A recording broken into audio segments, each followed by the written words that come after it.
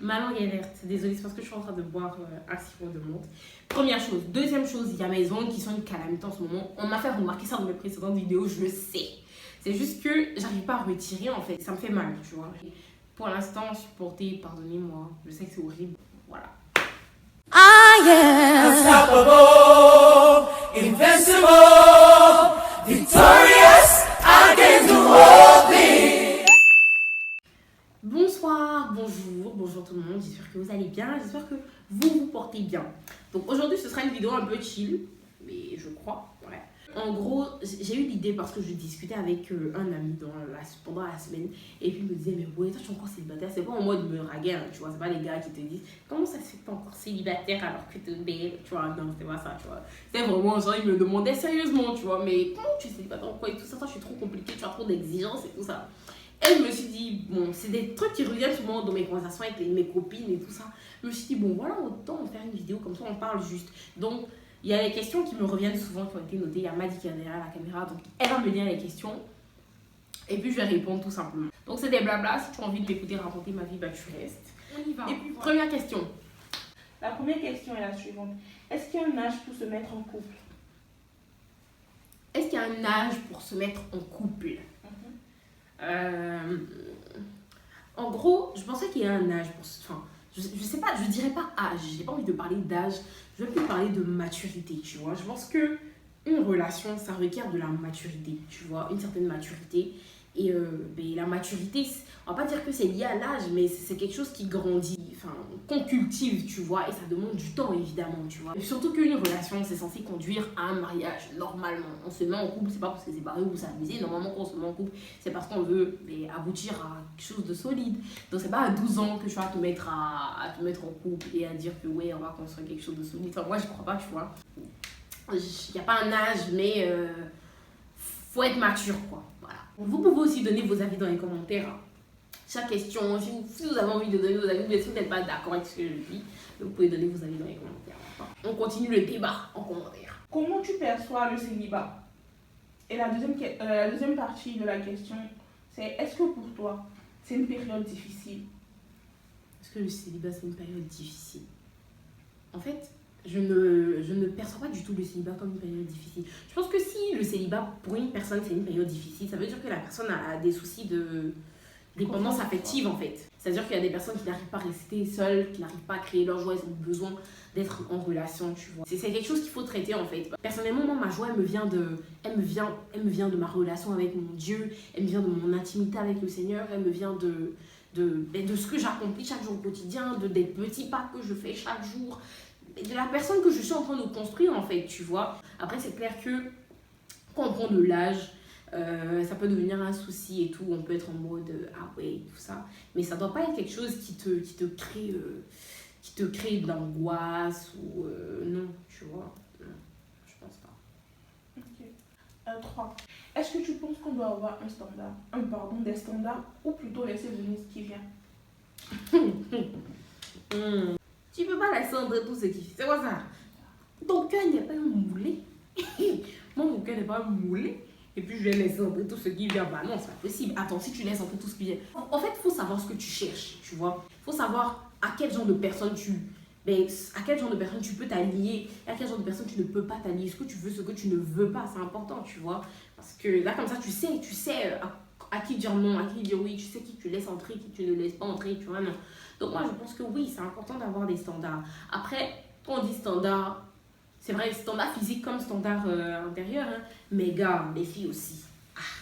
Quand on dit standard, je dis pas d'avoir, c'est bon, faut pas ta tablette de chocolat, moi je veux le gars qui a les tablettes de chocolat, moi je veux ouais, tu veux le gars, moi. Non, après bon, ça c'est plus des standards, les gars, c'est des caprices, on est d'accord, c'est plus des standards, c'est des caprices. Mais c'est important de savoir quand même ce que tu veux, ce que tu n'aimes pas, ce que tu veux.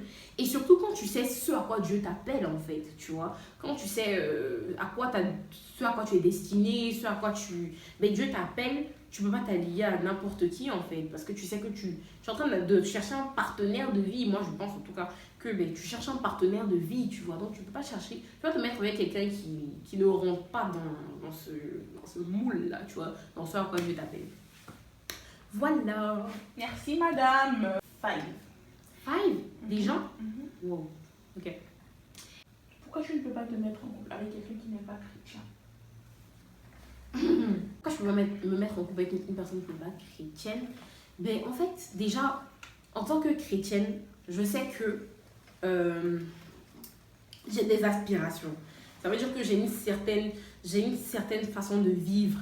En fait, j'ai un idéal de mode de vie que je recherche. Moi, je veux marcher dans la sanctification. Et tu vois, je veux marcher dans la chasteté. Je veux rester fidèle au Seigneur. Je veux grandir dans ma relation avec Dieu. Et puis maintenant, je me mets avec quelqu'un qui n'a pas ces mêmes problèmes-là que moi. C'est-à-dire que lui, il veut kiffer, il veut s'enjailler et tout ça, charnellement parlant, tu vois. Il veut s'enjailler, il veut tout faire, tu vois. Mais ça va pas. C'est-à-dire que le gars va te pousser même à faire des choses que tu n'as pas envie de faire, à faire des choses qui sont contraires à tes valeurs chrétiennes. Ça va pas, c'est pas possible. Ça va pas. Toi, tu n'as pas envie de faire si lui, ça ne lui pose pas de problème. Il va tout faire pour te faire un peu dedans. Ça va pas. Moi, je peux pas. Voilà.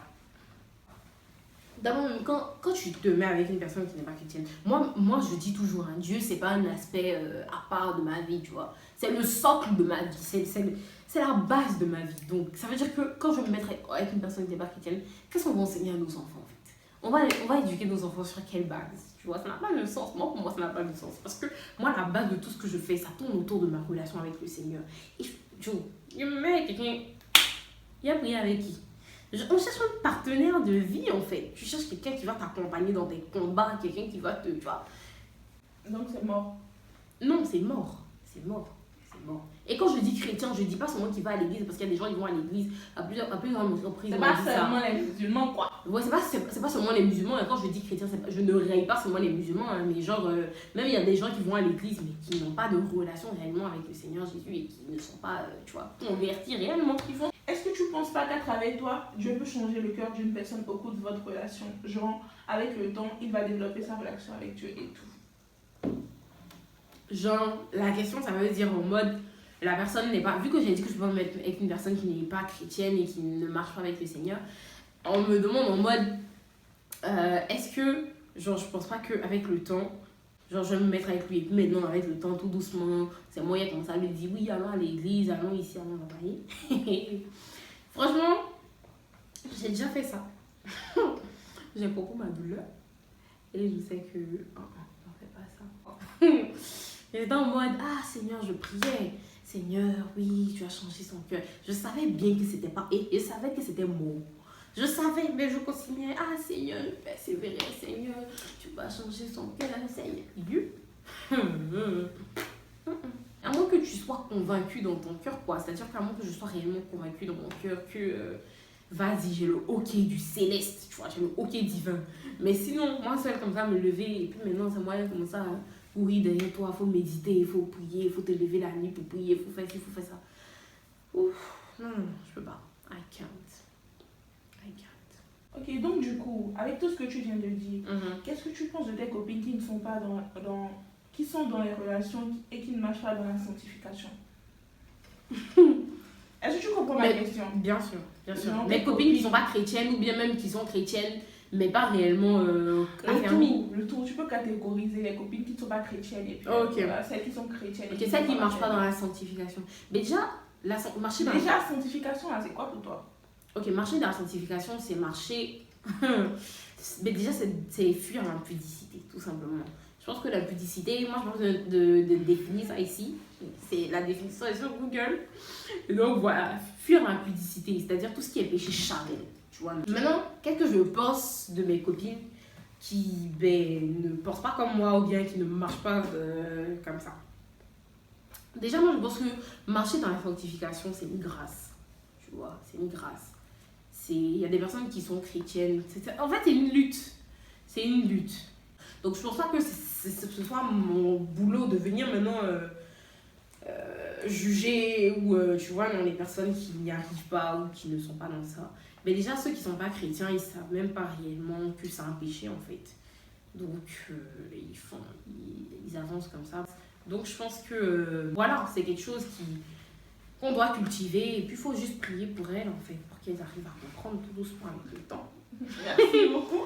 Je t'en prie. J'ai une dernière question. Sanctification pour toi, c'est quoi en fait? Genre, quand tu parles de publicité, d'accord, mais on va aller profondeur. Non. Dis-moi, on sait tous ici que avoir le sexe, ça c'est déjà grand. C'est un très gros pas d'abord. Mais les petits bisous, les bécos, Tu es malade. C'est dans la sanctification ou quoi? Éclaire-moi. La Bible, moi je pense, franchement, la Bible dit de fuir l'impudicité. Quand on dit de fuir, là, quand tu fuis quelque chose, est-ce que tu caresses la chose? Quand tu fuis quelque chose, tu caresses pas la chose. Oui. Quand on te dit, tu vois un lion, on te dit fuis, il va te manger. C'est un lion, tu sais qu'il va te manger. Est-ce que tu vas venir maintenant dire, bon, je vais pas mettre ma main dans sa bouche, mais je vais toucher un peu sa crinière, ou bien il va me caresser un peu, il va toucher sa queue. Tu peux pas, parce que tu sais que c'est dangereux. Tu vois, on te dit de fuir, tu fuis. Tu vois le lion, les lions, tu fuis. Tu vois, donc tu flirtes pas avec le danger, tu vois. Donc, c'est tout ce que moi je peux répondre. C'est tout ce que moi je peux répondre, ma copine. Ok, mais Tu vois ce que je veux dire? En fait, c'est pour dire que l'impudicité, c'est un danger. Donc maintenant, tu vas pas maintenant commencer à flirter avec le danger en mode bon, oui, moi je vais pas coucher avec lui, mais désolé, on va dire les termes. Je vais pas coucher avec lui, mais on va faire les petites caresses, on va faire les petits, tu vois, les petits frottis-frottas. Non. Tu vois, moi je pense qu'il faut juste fuir. Quand on dit de fuir, il faut fuir. C'est un danger. C'est un péché, c'est un danger, c'est un péché dangereux. Donc tu le fuis, c'est tout. Tu flirtes pas avec. D'accord. Ok les gars, Mathieu sur la place. Trop bête. Bon, on passe à la dernière question, 8e et dernière question. Qu'est-ce que tu conseillerais à une amie qui en a marre de rester célibataire et qui veut en faire en couple? Qu'est-ce que je conseillerais à une amie qui en a marre d'être célibataire? Oh mais c'est célibataire ma copine. Plus sérieusement. Moi ce que je dis souvent à mes copines, c'est que ce qu'on discute, hein, c'est vaut mieux être seul plutôt que d'être avec une personne qui soit n'est pas dans le plan de Dieu pour ta vie, ou qui va t'apporter des migraines en fait, tu vois. Voilà. C'est quelque chose qui doit venir avec le temps, quand c'est le moment. Et puis il faut protéger ton cœur en fait. C'est-à-dire que tu vas pas aller maintenant te mettre dans une relation juste parce que ouais, tu as envie d'être en couple et tout ça, tu vas sauter dans les bras du premier venu. Il faut protéger ton cœur parce que moi je pense qu'on a de la valeur en fait. Franchement, on a de la valeur. Tu as de la valeur, j'ai de la valeur, on a tous de la valeur. Il faut prendre conscience de cette valeur-là pour ne pas donner ton cœur à n'importe qui en fait. Tu vois ce que je veux dire? On ne peut pas se laisser malmener. Tu vois, les gourmets, tu es là, tu pleures la nuit, te fais pleurer. Non, c'est pas bon. Tu peux pas pleurer comme ça. Tes larmes sont chères. Tu peux pas pleurer comme ça. Moi, vraiment, c'est ce que je pense. Donc, faut prendre son temps. Faut penser à toi. Faut te construire. Apprends à créer ta propre joie. Apprends à être heureuse avec toi-même. Cherche à développer ta relation avec Dieu. Faut prendre le temps de chercher Dieu avant de se lancer dans des relations, de questionner Dieu aussi, tu vois. C'est pour ça que je dis il faut développer une intimité avec Dieu. Parce que si tu n'as pas d'intimité avec Dieu, tu le questionnes, il va te répondre comment, tu vois. Plus tu vas connaître Dieu, plus tu vas savoir que il a un plan parfait pour ta vie. Et puis, avec le temps, tout viendra. Les choses viendront d'elles-mêmes, tout simplement. C'est la fin de la vidéo. Merci de l'avoir regardé. Merci d'être arrivé à la fin de cette vidéo. J'espère qu'elle vous aura plu. Abonnez-vous, partagez la vidéo, likez. Merci beaucoup d'être encore là. Franchement, merci beaucoup. Vraiment, merci du fond du cœur d'être là. Je vous souhaite plein de gros bisous. Et puis, on est ensemble toujours. Bisous!